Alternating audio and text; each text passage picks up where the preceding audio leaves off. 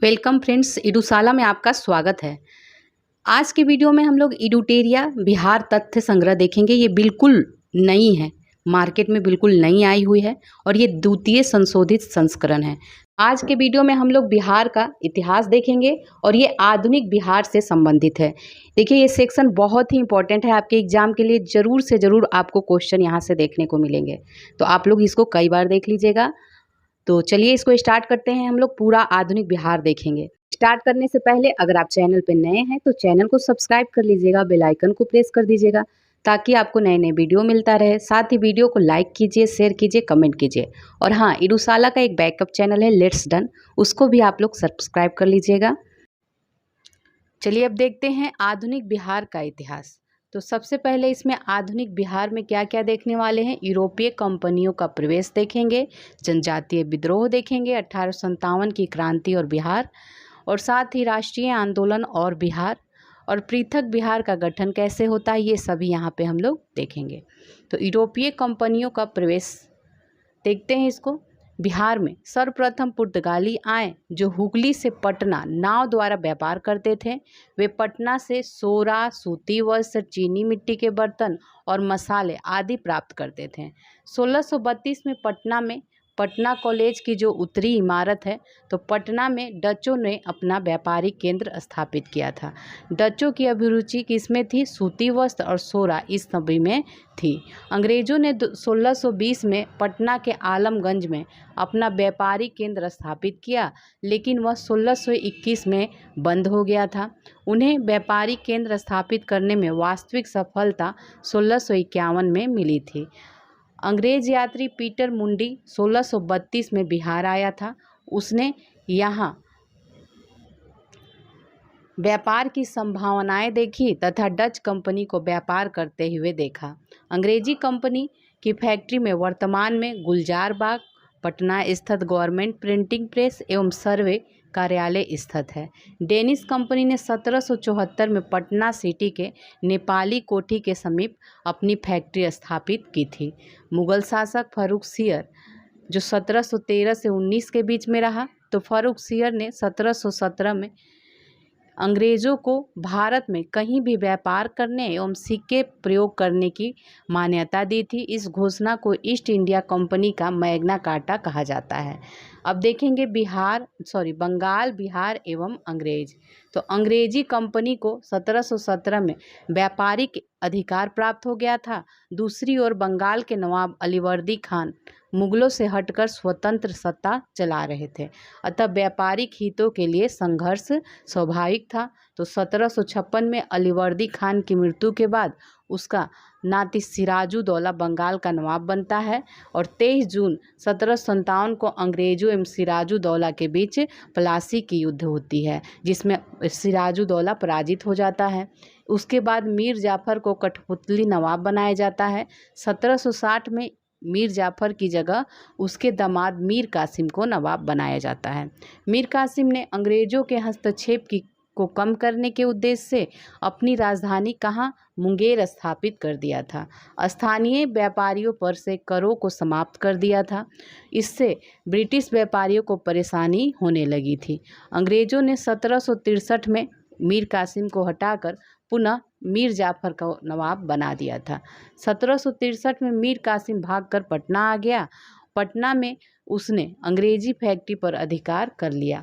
इसके बाद वह अवध के नवाब शुजाउद्दौला एवं मुगल बादशाह शाह आलम द्वितीय से मिला था।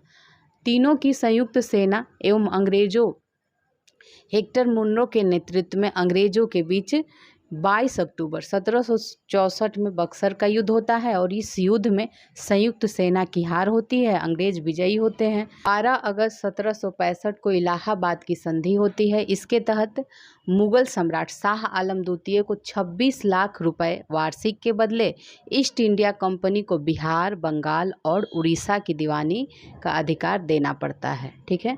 1766 में पटना स्थित अंग्रेजी फैक्ट्री के मुख्य अधिकारी मिडल्टन को राजा धीरज नारायण और राजा सिताब राय के साथ एक प्रशासनिक मंडली का सदस्य बनाया जाता है। 1767 में धीरज नारायण को हटाकर सिताब राय को कंपनी द्वारा नायब दीवान बनाया गया।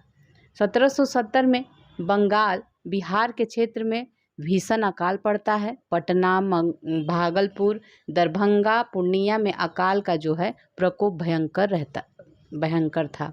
1783 है तो 1783 में बिहार में पुनः अकाल पड़ता है। जांच अधिकारी जॉन सोर ने एक अन्नागर के निर्माण का सुझाव देते हैं और उन्हीं के सुझाव पर 1784 में पटना में ब्रिटिश इंजीनियर जॉन गास्टिन द्वारा गोल घर का जो निर्माण होता है ये कराया जाता है 1784 में। ठीक है, अब देखेंगे जनजातीय विद्रोह। जनजातीय विद्रोह में जनजातीय क्षेत्रों में अंग्रेजों के बढ़ते राजनीतिक, आर्थिक और धार्मिक हस्तक्षेप के कारण कई जनजातीय विद्रोह हुए थे। बिहार के प्रमुख जनजातीय विद्रोह निम्नलिखित हैं। विद्रोह देखेंगे, वर्ष, क्षेत्र और नेतृत्वकर्ता। तमाड़ विद्रोह। तमाड़ विद्रोह जो है 1789 से 94 के बीच हुआ था, छोटा नागपुर क्षेत्र में। चेरो विद्रोह जो हुआ है 1800 से 1802 के बीच में, पलामू क्षेत्र में। नेतृत्वकर्ता भूषण सिंह थे। हो विद्रोह 1820 से 21 के बीच में सिंहभूम क्षेत्र में हुआ था।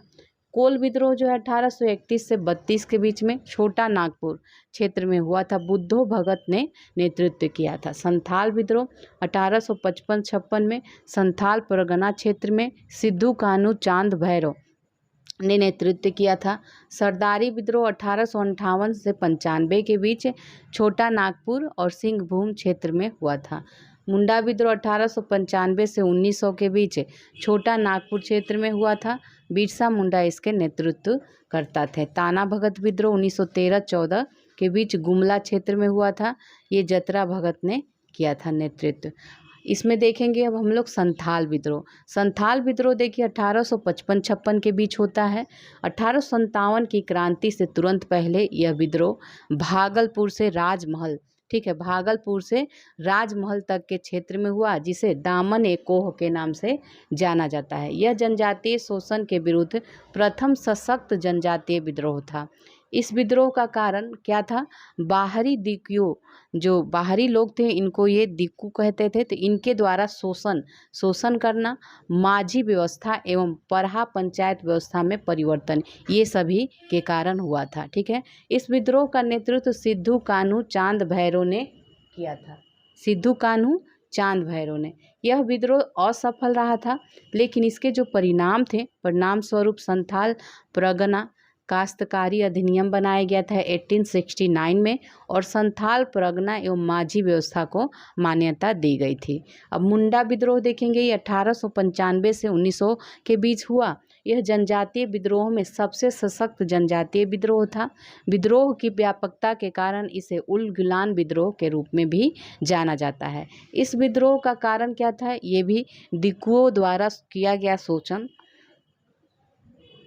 खुदकट्टी व्यवस्था में परिवर्तन तथा धार्मिक मामलों में हस्तक्षेप इत्यादि ये इसका कारण था।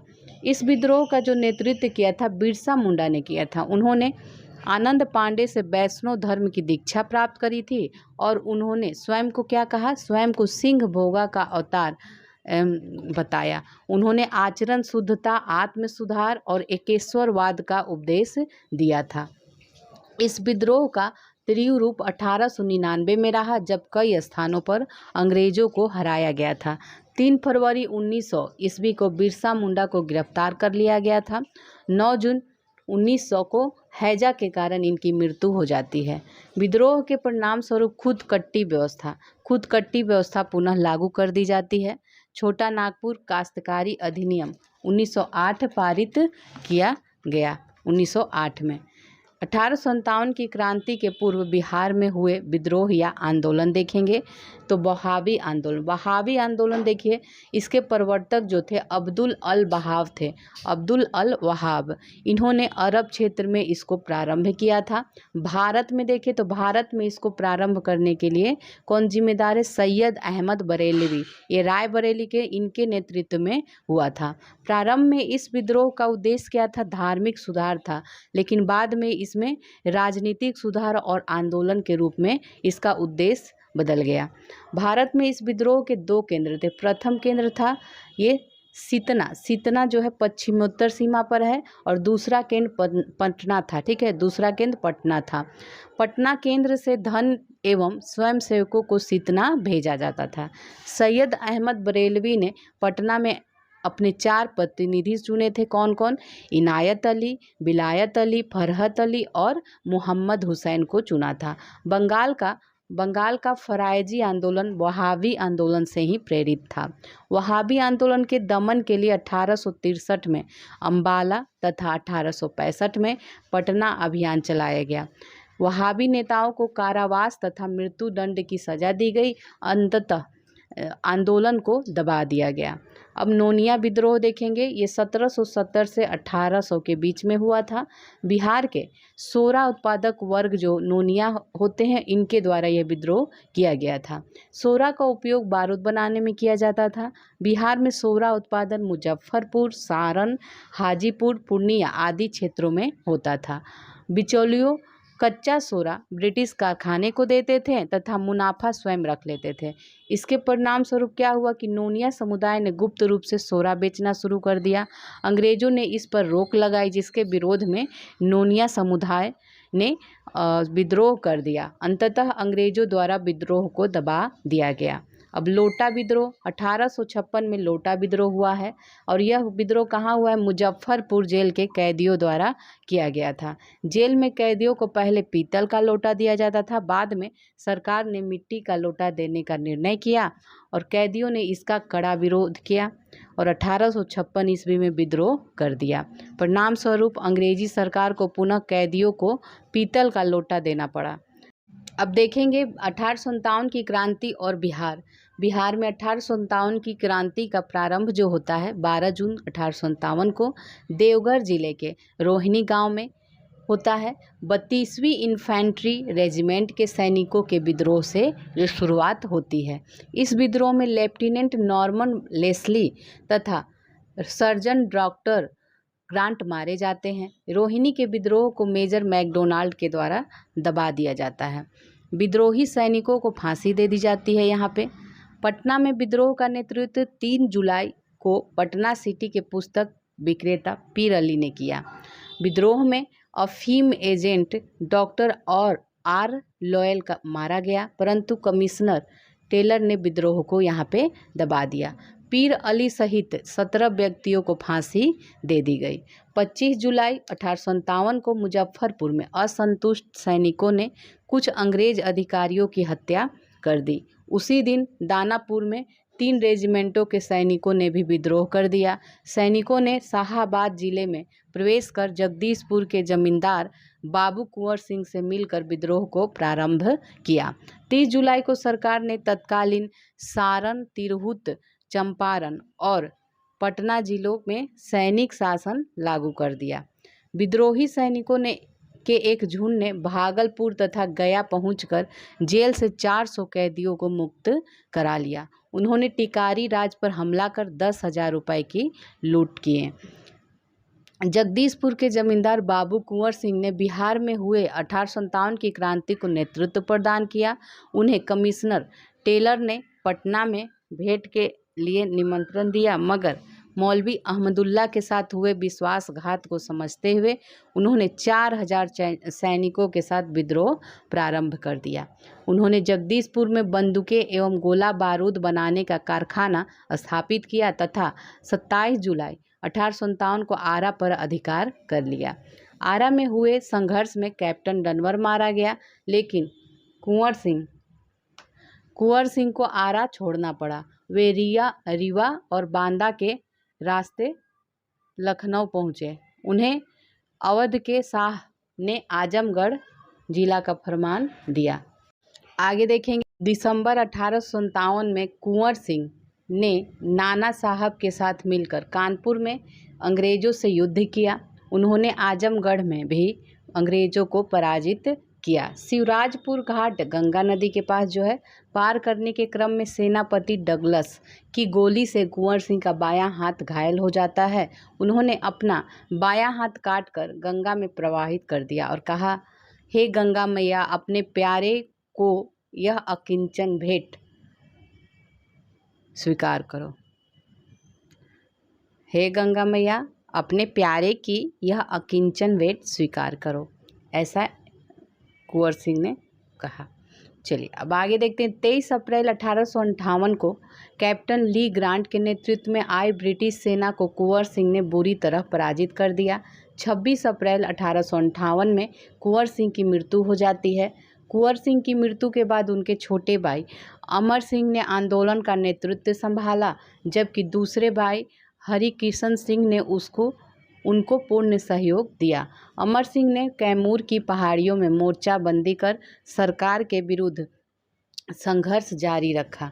नवंबर 1858 ईस्वी तक अंग्रेजी अधिकार पुनः स्थापित हो गया। विद्रोहियों ने हथियार डाल दिए। महारानी विक्टोरिया ने क्षमादान की घोषणा की, परंतु अमर सिंह आदि को दंडित किया गया।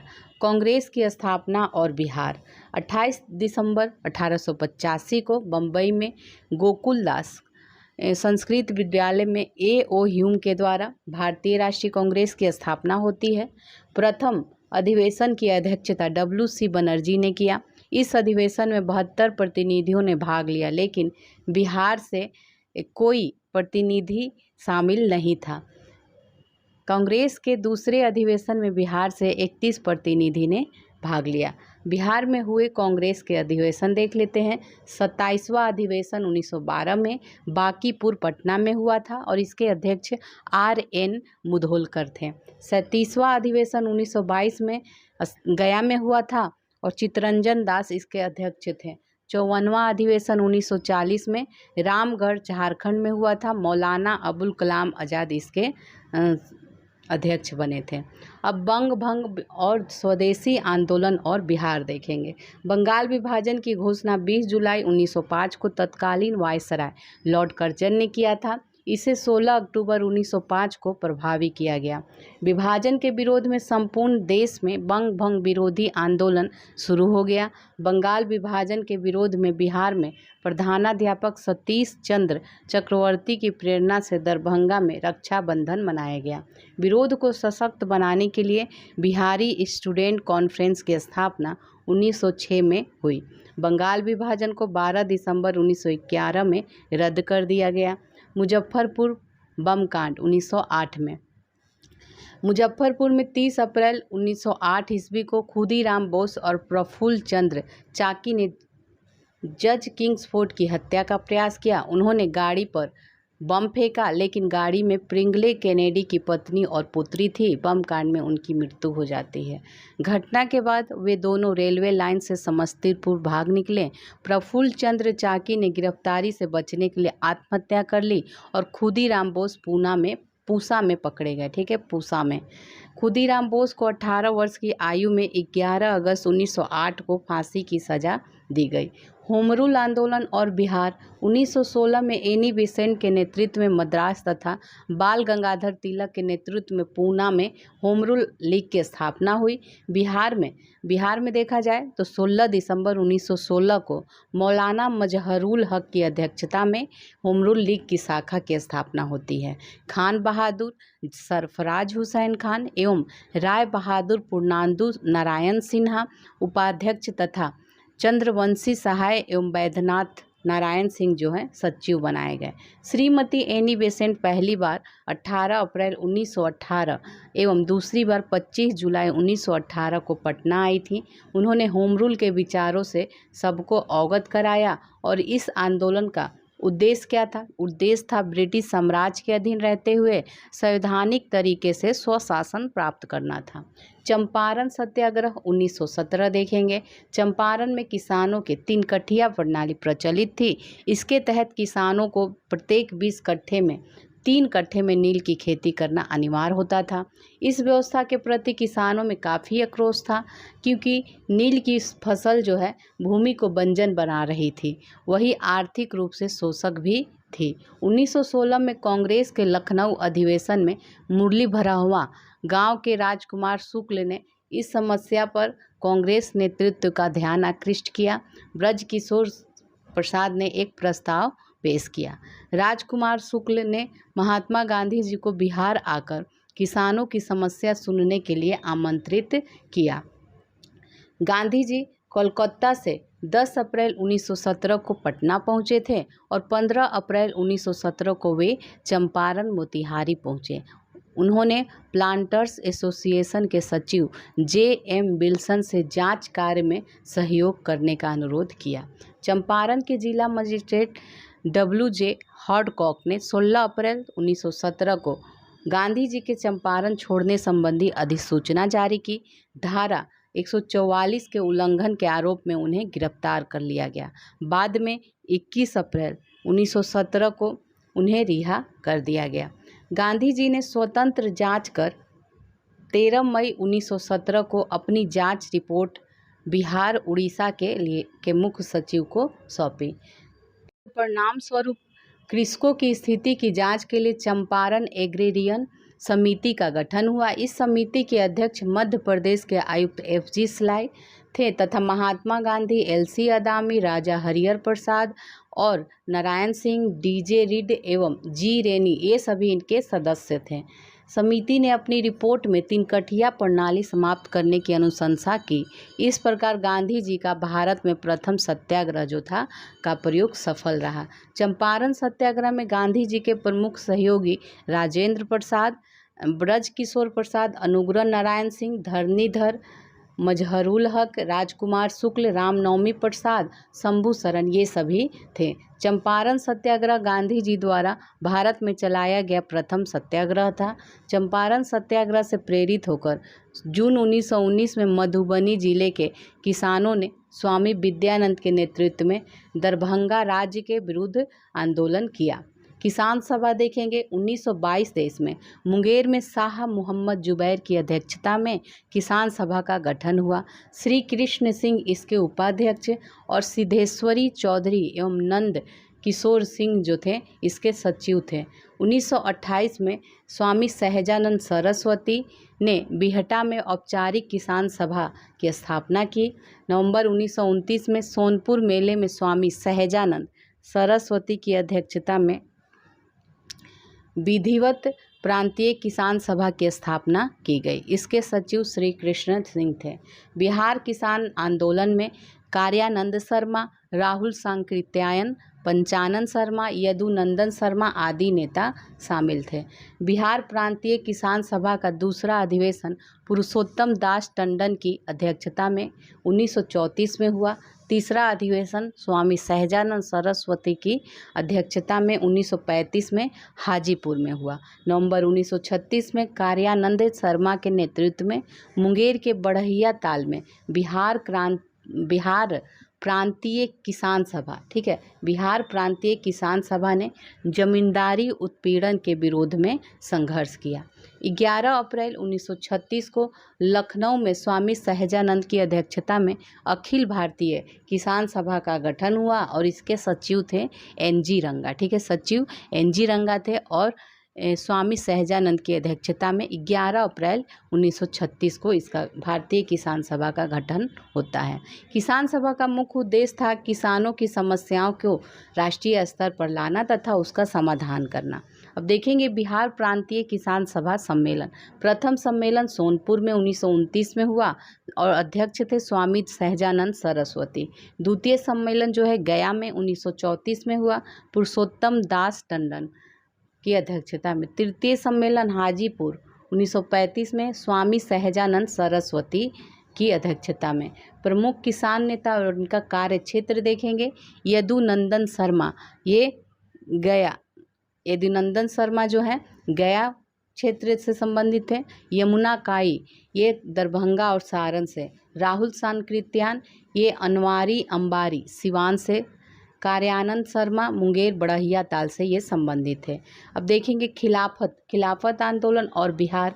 प्रथम विश्व युद्ध के पश्चात मित्र राष्ट्रों द्वारा तुर्की के खलीफा के साथ अपमानजनक शर्तों के विरोध में खिलाफत आंदोलन शुरू हुआ 1919 से 23 के बीच। नवंबर 1919 में पटना में हसन इमाम की अध्यक्षता में एक सभा आयोजित हुई। इसमें शांति समारोह के बहिष्कार का आह्वान किया गया। 19 मार्च 1920 को बिहार के सभी मुसलमानों ने हड़ताल किया। 1920 में खिलाफत आंदोलन असहयोग आंदोलन के साथ साथ संचालित होता रहा, लेकिन तुर्की में मुस्तफा कमाल पाशा द्वारा 1924 में खलीफा को पद को जो था वो समाप्त कर दिया, जिसके कारण खिलाफत आंदोलन स्वतः निष्प्रभावी हो गया। अब देखेंगे असहयोग आंदोलन और बिहार। तो सितंबर 1920 में लाला लाजपत राय की अध्यक्षता में कलकत्ता के विशेष अधिवेशन में गांधी जी के असहयोग आंदोलन के प्रस्ताव को स्वीकार किया गया। कांग्रेस के नागपुर अधिवेशन 1920 में इसे पूर्ण स्वीकृति दी गई। बिहार में इससे पूर्व बिहार प्रांतीय सम्मेलन के 12वें अधिवेशन में राजेंद्र प्रसाद की अध्यक्षता में असहयोग पर बल दिया गया। नवंबर 1920 में शाहाबाद में नशाबंदी आंदोलन शुरू किया गया। असहयोग आंदोलन के क्रम में राजेंद्र प्रसाद, मजहरुल हक, ब्रज किशोर प्रसाद, मोहम्मद शफी, दाऊदी आदि नेताओं ने विधायिका के चुनाव से नाम वापस ले लिया। राजेंद्र प्रसाद ने वकालत का पेशा छोड़ दिया। उनके भाई राय साहब महेंद्र प्रसाद ने राय साहब की उपाधि लौटा दी और मजिस्ट्रेट पद से इस्तीफा दे दिया। असहयोग आंदोलन के समय शिक्षा के वैकल्पिक साधन उपलब्ध कराने के लिए राष्ट्रीय महाविद्यालय की स्थापना की गई। इसके प्राचार्य जो थे राजेंद्र प्रसाद बने। राष्ट्रीय महाविद्यालय के प्रांगण में बिहार विद्यापीठ का उद्घाटन 6 फरवरी 1921 को गांधी जी के द्वारा किया गया। मजहरुल हक इसके कुलाधिपति और ब्रज किशोर प्रसाद कुलपति बने। असहयोग आंदोलन के दौरान मजहरुल हक ने दीघा के पास मित्र खैरू मियाँ से दान में प्राप्त भूमि पर सदाकत आश्रम की स्थापना की। 30 सितंबर 1921 को मजहरुल हक ने सदाकत आश्रम से दी मदरलैंड नामक एक अखबार प्रारंभ किया और जिसने राष्ट्रीय भावना का प्रचार प्रसार किया। मदरलैंड ने 22 दिसंबर 1921 को युवराज प्रिंस ऑफ वेल्स का पटना आगमन हुआ। उस दिन पटना शहर में हड़ताल आयोजित की गई। 5 फरवरी 1922 को चौरी चौरा की घटना के बाद गांधी जी द्वारा 12 फरवरी 1922 को असहयोग आंदोलन स्थगित कर दिया गया। ब्रिटिश सरकार से असहयोग के लिए मौलाना सजाद द्वारा इमारत-ए-शरिया संस्था का गठन फुलवारी में किया गया था। अब राष्ट्रीय आंदोलन और बिहार। स्वराज पार्टी और बिहार देखेंगे तो कांग्रेस का 37वां अधिवेशन 1922 में बिहार के गया में हुआ था। इसके अध्यक्ष थे देशबंधु चित्तरंजन दास। इस अधिवेशन में कांग्रेस द्वारा विधायिका में भाग लेने के बहिष्कार का निर्णय लिया गया। चित्तरंजन दास मोतीलाल नेहरू आदि विधायिका में प्रवेश के पक्ष में थे। उन्होंने मिलकर 1923 में स्वराज पार्टी का गठन किया। बिहार में फरवरी 1923 में स्वराज पार्टी का गठन श्री कृष्ण सिंह ने किया था। बिहार में स्वराज पार्टी के प्रथम अध्यक्ष श्री नारायण प्रसाद एवं सचिव अब्दुल बारी थे। अब साइमन कमीशन और बिहार। साइमन कमीशन में एक भी भारतीय सदस्य नहीं थे, जिसके कारण भारत में इसके आगमन पर विरोध का निर्णय लिया गया। 1928 में साइमन कमीशन का भारत में आगमन हुआ। यह आयोग जो है भारत में मॉन्टेग्यू चेम्सफोर्ड सुधारों 1919 की जांच के उद्देश्य से आया था। राष्ट्रीय स्तर पर लाला लाजपत राय के नेतृत्व में विरोध प्रदर्शन किया गया। बिहार में साइमन कमीशन 12 दिसंबर 1928 को पटना आया था। अनुग्रह नारायण सिंह के नेतृत्व में बिहार के नौजवानों ने इसका विरोध प्रदर्शन किया। अब देखेंगे बिहार सोशलिस्ट पार्टी। 1931 में गंगा शरण सिन्हा, रामानंद मिश्रा, राम वृक्ष बेनीपुरी तो आदि इन लोगों ने मिलकर बिहार सोशलिस्ट पार्टी नामक संगठन स्थापित किया। बिहार सोशलिस्ट के स्थापना का मुख्य श्रेय जाता है जयप्रकाश नारायण एवं फुलेना प्रसाद वर्मा को दिया जाता है। 1934 में पटना के अंजुमन इस्लामिया हॉल में बिहार में सोशलिस्ट पार्टी की औपचारिक स्थापना होती है।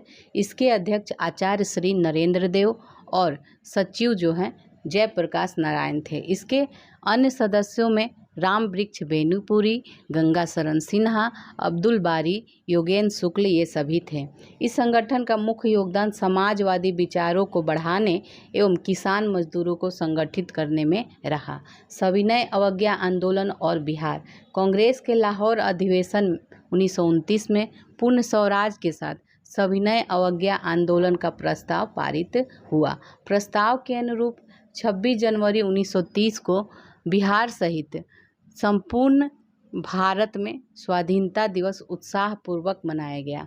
गांधी जी ने 12 मार्च 1930 को दांडी यात्रा आरंभ किया। 6 अप्रैल 1930 को दांडी में नमक कानून का उल्लंघन कर सत्याग्रह आरंभ किया। बिहार में नमक सत्याग्रह का आरंभ 15 अप्रैल को चंपारण और सारण जिला में नमकीन मिट्टी से नमक बनाकर किया गया। सविनय अवज्ञा आंदोलन के दौरान बिहार में विदेशी वस्त्रों एवं शराब की दुकानों का विरोध किया गया। मई 1930 में स्वदेशी लीग की स्थापना होती है, जिसके अध्यक्ष सर अली इमाम थे। इस आंदोलन के दौरान छपरा जेल के कैदियों ने विदेशी वस्त्रों का बहिष्कार किया और नंगी हड़ताल शुरू की। सविनय अवज्ञा आंदोलन के दौरान बिहार में चौकीदारी कर बंद करने के लिए आंदोलन चलाया गया। सारण, चंपारण, शाहाबाद, पूर्णिया, मुंगेर, पटना आदि में चौकीदारी कर बंद कर दिया गया। 30 जून 1930 को कांग्रेस के अवैध संगठन घोषित कर दिया गया। 5 जुलाई को राजेंद्र प्रसाद को गिरफ्तार करके 6 माह की कैद की सजा दी गई। गिरफ्तारी के बाद राजेंद्र प्रसाद ने भागलपुर के दीप नारायण सिंह को अपना उत्तराधिकारी मनोनीत किया। ठीक है। गांधी जी द्वारा आंदोलन को स्थगित करने तक बिहार में आंदोलन काफ़ी सक्रिय रहा। अब बिहार विधानसभा चुनाव जो 1937 में होता है, इसके बारे में तो जनवरी 1937 में बिहार विधानसभा हेतु चुनाव हुआ और चुनावों में 152 स्थानों में 107 पर कांग्रेस ने चुनाव लड़ा और 98 स्थानों पर विजयी हुआ। कांग्रेस को बिहार में पूर्ण बहुमत मिला। विधान परिषद में भी कांग्रेस को बहुमत मिल गया। तत्कालीन राज्यपाल एमजी हैलेट ने कांग्रेस विधायक दल के नेता श्री कृष्ण सिंह को सरकार बनाने का निमंत्रण दिया। राज्यपाल द्वारा वैधानिक कार्यों में हस्तक्षेप नहीं करने के आश्वासन नहीं देने पर श्री कृष्ण सिंह ने सरकार बनाने से इनकार कर दिया। इसके उपरांत राज्यपाल ने दूसरी बड़ी पार्टी इंडिपेंडेंट पार्टी के नेता मोहम्मद यूनुस को सरकार बनाने के लिए आमंत्रित किया। मोहम्मद यूनुस के नेतृत्व में बिहार में पहला अंतरिम मंत्रिमंडल 1 अप्रैल 1937 को गठित हुआ। मोहम्मद यूनुस इस प्रकार बिहार के प्रथम भारतीय मुख्यमंत्री बने। तब क्या था? तब मुख्यमंत्री को प्रधानमंत्री कहा जाता था। कांग्रेस द्वारा सरकार बनाने के निर्णय के बाद मोहम्मद यूनुस ने अंतरिम मंत्रिमंडल से त्यागपत्र दे दिया। 20 जुलाई 1937 को श्री कृष्ण सिंह के नेतृत्व में बिहार में प्रथम कांग्रेस मंत्रिमंडल का गठन हुआ। श्री कृष्ण सिंह के प्रथम कांग्रेसी मुख्यमंत्री श्री कृष्ण सिंह जो है बिहार के प्रथम कांग्रेसी मुख्यमंत्री बने। राम दयालु सिंह बिहार विधानसभा के अध्यक्ष तथा प्रोफेसर अब्दुल बारी जो थे बिहार विधानसभा के उपाध्यक्ष निर्वाचित हुए। द्वितीय विश्व युद्ध में भारत को शामिल करने के विरोध में बिहार में श्री कृष्ण सिंह ने 31 अक्टूबर 1939 को त्यागपत्र दे दिया। भारत छोड़ो आंदोलन और बिहार क्रिप्स मिशन की असफलता के बाद राष्ट्रीय स्तर पर 8 अगस्त 1942 को कांग्रेस द्वारा भारत छोड़ो आंदोलन प्रारंभ किया गया। गांधी जी ने करो या मरो का नारा दिया। 9 अगस्त को कांग्रेस के प्रमुख नेताओं को गिरफ्तार कर लिया गया। बिहार में राजेंद्र प्रसाद को गिरफ्तार कर बांकीपुर जेल भेज दिया गया। बलदेव सहाय ने अंग्रेजों द्वारा कांग्रेस के प्रमुख नेताओं की गिरफ्तारी के विरोध में महाधिवक्ता के पद से इस्तीफा दे दिया। 11 अगस्त 1942 को बिहार के विद्यार्थियों ने सचिवालय भवन के सामने जुलूस के साथ मुख्य इमारत पर झंडा फहराने का प्रयास किया। पटना के तत्कालीन जिलाधिकारी WG आर्चर के आदेश पर पुलिस ने गोलियां चलाई और 7 छात्र जो थे गोलीकांड में शहीद हो गए तथा अनेक छात्र गंभीर रूप से घायल हुए। इन छात्रों का नाम है उमाकांत सिन्हा, रामानंद सिंह, सतीश प्रसाद झा, राजेंद्र सिंह, राम गोविंद सिंह, देवीपद चौधरी, जगतपति कुमार इस गोलीकांड में शहीद हुए थे। स्वतंत्रता प्राप्ति के बाद सचिवालय के सामने 7 शहीद स्मारक स्थापित किया गया और इसका शिलान्यास बिहार के प्रथम राज्यपाल जयराम दास दौलत राम ने किया, जबकि औपचारिक अनावरण जो है देश के प्रथम राष्ट्रपति डॉक्टर राजेंद्र प्रसाद ने 1956 में किया। 12 अगस्त 1942 को सचिवालय गोलीकांड के विरोध में पटना में पूर्ण हड़ताल रही। भारत छोड़ो आंदोलन के दौरान नेपाल में आज़ाद दस्ता का अखिल भारतीय केंद्र संगठित हुआ। इसका गठन सरकार के विरुद्ध तोड़फोड़ की कार्रवाई, संचार साधनों को नष्ट करने आदि के उद्देश्य से किया गया। आज़ाद दस्ता के संस्थापक जयप्रकाश नारायण थे। उन्हें गिरफ्तार कर हजारीबाग जेल में रखा गया था। 9 नवंबर 1942 को दीपावली की रात वे अपने 5 साथियों रामनंदन मिश्र, सूरज नारायण सिंह, योगेंद्र शुक्ल, गुलाबी सोनार और शालिग्राम सिंह के साथ जेल की दीवार फांदकर भाग निकले और आज़ाद दस्ता का गठन किया। नेपाल में आज़ाद दस्ता का प्रशिक्षण शिविर जो है राजविलास जंगल में गठित हुआ। इसमें बिहार के युवाओं को छापामार युद्ध एवं अग्नि अस्त्रों को चलाने की शिक्षा दी गई। इसके निदेशक सरदार नित्यानंद सिंह थे। आज़ाद दस्ता में जयप्रकाश नारायण के साथ राम मनोहर लोहिया, अरुणा आसफ अली, सूरज नारायण सिंह, योगेंद्र शुक्ल, रामनंदन मिश्र, अच्युत पटवर्धन आदि जो थे समाजवादी नेता शामिल थे। आज़ाद दस्ता के रेडियो प्रचार का जो दायित्व है राम मनोहर लोहिया पर था। 1943 के मध्य तक सभी प्रमुख नेताओं को गिरफ्तार कर लिया गया, अतः आज़ाद दस्ता का प्रयास शिथिल पड़ गया। भारत छोड़ो आंदोलन के दौरान बिहार के छात्रों ने ट्रेन पर कब्जा कर स्वराज ट्रेन नाम से चलाया। सिवान में थाने पर राष्ट्रीय झंडा फहराने की कोशिश में फूलेना प्रसाद श्रीवास्तव पुलिस की गोलियों के शिकार हो गए। भारत छोड़ो आंदोलन में बिहार का मुख्य केंद्र गांधी मैदान था। 1942 ईस्वी में इसका नाम पटना लॉज था। बाद में 1948 में इसका नाम गांधी मैदान रखा गया। भारत छोड़ो आंदोलन में बिहार में 15,000 से अधिक व्यक्ति बंदी बनाए गए और 8,783 को सजा हुई। 134 शहीद हुए और 362 व्यक्ति घायल हुए। अब पृथक बिहार राज्य का गठन। पृथक बिहार राज्य के गठन का जो श्रेय है ये सच्चिदानंद सिन्हा को जाता है। उन्होंने महेश नारायण, श्री कृष्ण सहाय एवं नंद किशोर लाल के साथ मिलकर 1894 में पटना से बिहार टाइम्स बिहारी समाचार पत्र निकालना प्रारंभ किया। बिहार टाइम्स के मुख्य संपादक महेश नारायण थे। इस समाचार पत्र ने पृथक बिहार के गठन में महत्वपूर्ण भूमिका निभाई। 1908 में बिहार प्रदेश कांग्रेस कमेटी का गठन हुआ। बिहार प्रदेश कांग्रेस कमेटी के प्रथम अध्यक्ष अली हसन इमाम थे। बिहार प्रादेशिक सम्मेलन का प्रथम अधिवेशन 1908 ईस्वी में पटना में हुआ। इसमें बिहार के निर्माण की मांग को सर्वसम्मति से पारित किया गया। इसका दूसरा अधिवेशन 1909 में भागलपुर में हुआ और इसमें पुनः पृथक बिहार की मांग दोहराई गई। 1911 में केंद्रीय विधान परिषद में सच्चिदानंद सिन्हा और मोहम्मद अली ने बंगाल एवं बिहार के विभाजन का प्रस्ताव पेश किया। 12 दिसंबर 1911 को दिल्ली में आयोजित शाही दरबार में बिहार और उड़ीसा के क्षेत्रों को बंगाल से पृथक कर एक नए प्रांत के रूप में गठन की घोषणा कर दी गई। अब आधुनिक बिहार से जुड़े कुछ अन्य तथ्य। 1937 में मोहम्मद अली जिन्ना ने बिहार का भ्रमण कर मुस्लिम लीग का प्रचार प्रसार किया था। 1938 में अब्दुल कयूम अंसारी ने मोमिन कांग्रेस की स्थापना की थी। उन्होंने कांग्रेस के प्रति स्वामी भक्त रहते हुए बिहार में मुस्लिम लीग के प्रभाव को कम करने का प्रयास किया था।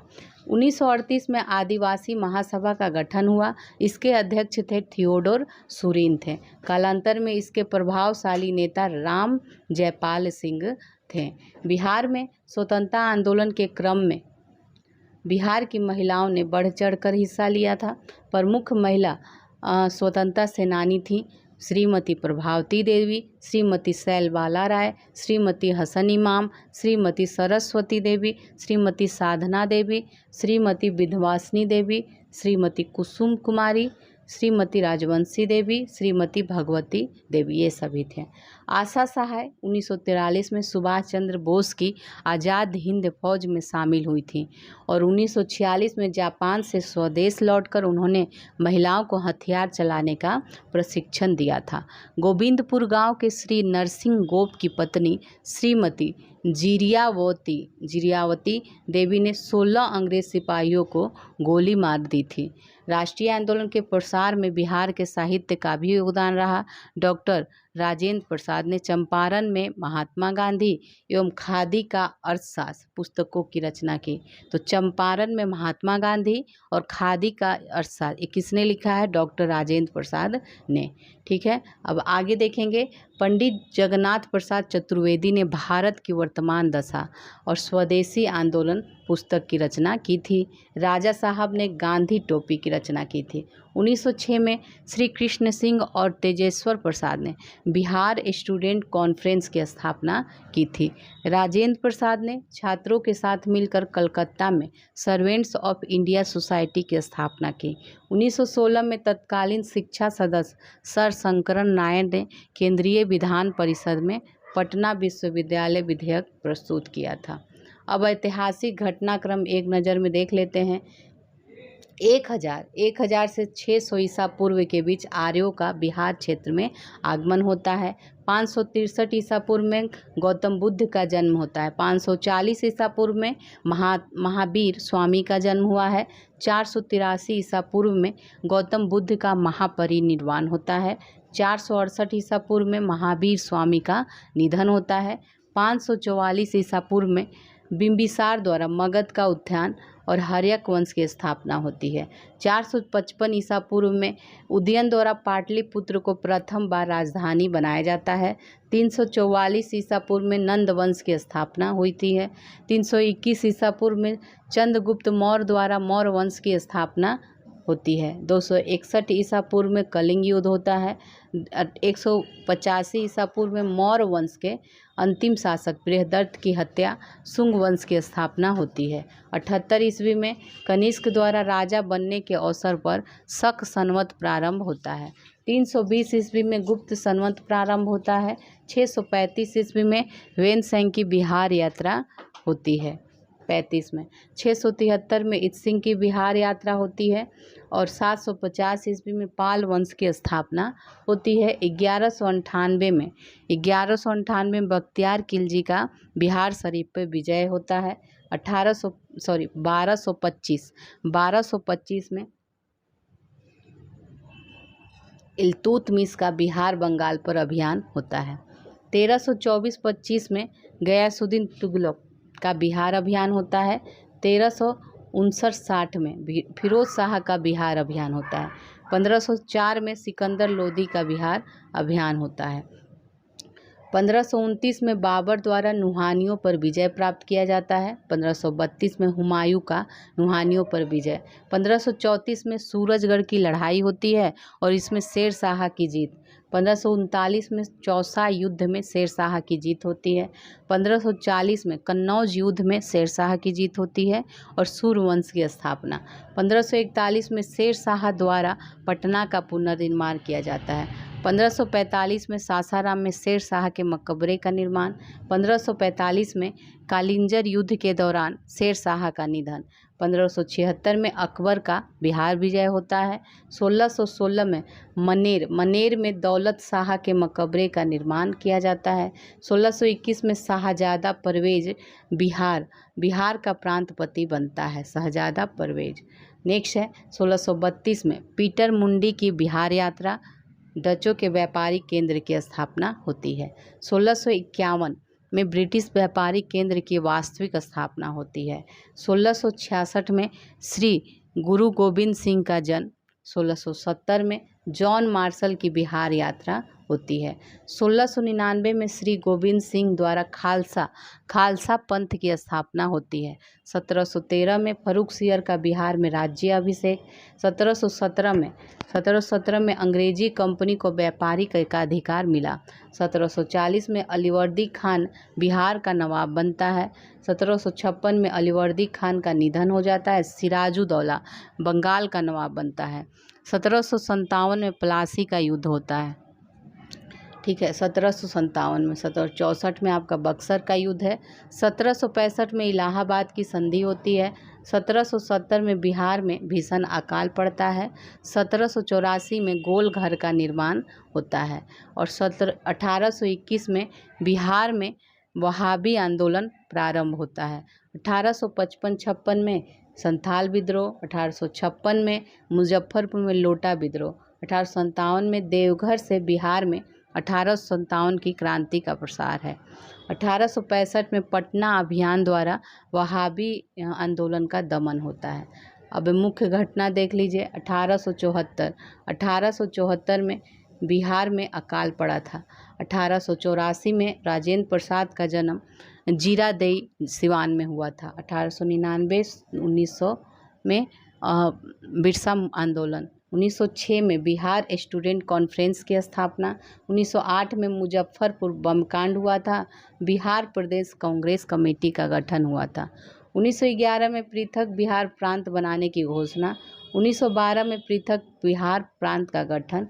1913 में पटना में सचिंद्र नाथ सन्याल द्वारा अनुशीलन समिति का गठन होता है। 1914 में ताना भगत आंदोलन शुरू होता है। 1916 में पटना उच्च न्यायालय की स्थापना और बिहार में होम रूल आंदोलन प्रारंभ होता है। 1917 में पटना विश्वविद्यालय की स्थापना। 1919 में बिहार में खिलाफत आंदोलन होता है। स्वामी विद्यानंद के नेतृत्व में किसान आंदोलन भी होता है। 1920 में बिहार में असहयोग आंदोलन और मजहरुल हक द्वारा पटना में सदाकत आश्रम की स्थापना होती है। 1921 में महात्मा गांधी द्वारा विद्यापीठ की स्थापना होती है। 1923 में बिहार में स्वराज दल का गठन होता है। 1929 में प्रांतीय किसान सभा का गठन। 1930 में बिहार में नमक सत्याग्रह। 1931 में बिहार सोशलिस्ट पार्टी का गठन होता है। 1934 में बिहार सोशलिस्ट पार्टी की औपचारिक स्थापना होती है। 1937 में बिहार प्रांतीय चुनाव। 1939 में कांग्रेस मंत्रिमंडल का त्यागपत्र और 1940 में फॉरवर्ड ब्लॉक की बिहार शाखा का गठन होता है। 1942 में भारत छोड़ो आंदोलन में बिहार शामिल। पटना सचिवालय गोलीकांड 1942 में। 11 अगस्त 1942 में इसमें 7 छात्र शहीद हुए थे, ठीक है। 1942 में आज़ाद दस्ता का गठन होता है। 1946 में बिहार श्री कृष्ण सिंह के नेतृत्व में अंतरिम सरकार का गठन होता है। 1947 में 15 अगस्त 1947 को भारत औपनिवेशिक शासन से स्वतंत्र होता है। तो इसी तरह आप भी अब स्वतंत्र हो गए।